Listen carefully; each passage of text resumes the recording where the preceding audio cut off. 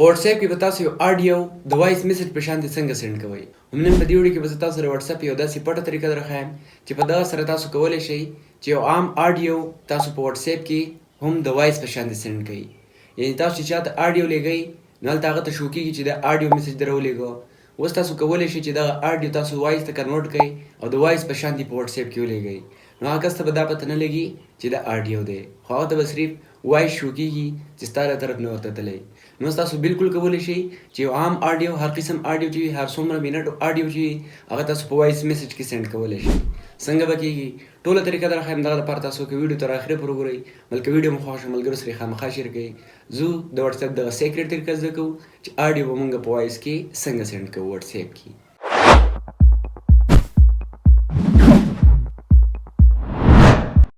نو ټولو نه اول به تاسو کې را بشئ، په خپل موبایل کې به ګوګل راوړئ. په ګوګل کې به تاسو سرچ کړئ tic50.xyz. څنګه چې تاسو دا سرچ کړئ تاسو سره به دا یو سایټ راولي tic50.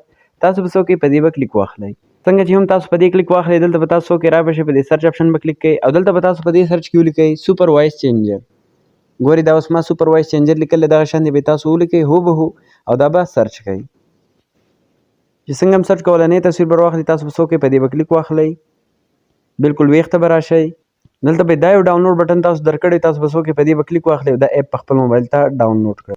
څنګه چې تاسو دا اپ ډاونلوډ کړئ، اوپن به یې کړئ، اجازه دا به ورله ورکړئ. دلته به تاسو څه وکړئ، ډایرکټ تاسو دلته راشئ، دا یو اپشن دی وایس میسج، په دې به کلیک واخلئ. یو وړوکی شانتې ایډ به راځي، نو به کراس کوئ. ټیک شو، تاسو سره به دا یو آیکان شو شي، دا یو آیکان صحیح ده. بیا به تاسو وکړئ دا به کراس کوئ. دلته چې تاسو سره دا آیکان شو بیا به اوس تاسو څه کوئ، اوس چې کوم آډیو تاسو سره په موبایل کې موجود وي، تاسو وایئ چې دا زه په واتس اپ کې د وایس په شانتې سینډ کړم. نو د هغې لپاره به تاسو وکړئ، را به شئ په دې اوپن آډیو به کلیک واخلئ. دلته به تاسو دا الاو کړئ.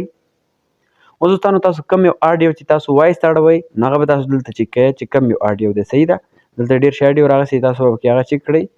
دا اوس هسې یو ریمکس ساوند دی ما سره آډیو کې پروت دی، نو دا به زه اوس کنورټ کوم. صحیح ده، په دې به مونږ کلیک واخلو.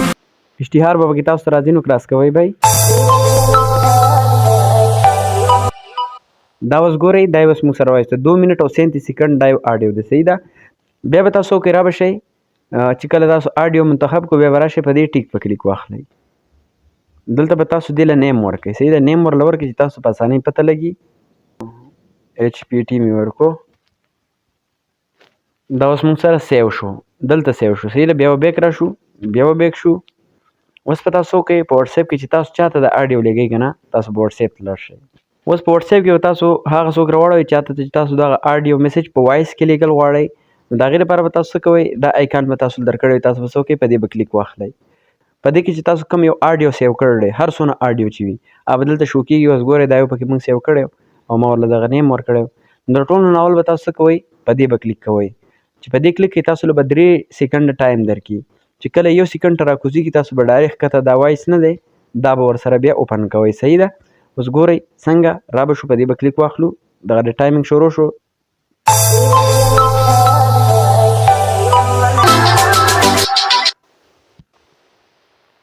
بیا به تاسو دغه شانتې په وایس کې سینډ کوئ. هغه چې هر قسم له آډیو وي، یعنې بیان وي تاسو سره، یا نعت وي، دغه شانتې نور څه ساوند وغیره وي، او تاسو وایئ چې دا زه په واتس اپ کې په ګروپ کې سینډ کړم، یا په واتس اپ کې عام یو کس ته سینډ کړم، خو چې هغه ته د وایس په شان دې لاړ شي لکه داسې دې ورته سینډ شي. نو تاسو بالکل کولی شئ هم په دې طریقې سره تاسو دا پراپر کولی شئ. که ویډیو مو خوښ شوي ملګرو سره شیر کړئ. څه قسمه ستاسو کوېسچن وي کمنټ کې کوئ، واتس اپ کې هم کولی شئ. د دغه نه علاوه همدغه شانتې ښایسته ویډیوګانو دپاره کنیکټډ اوسئ موږ سره.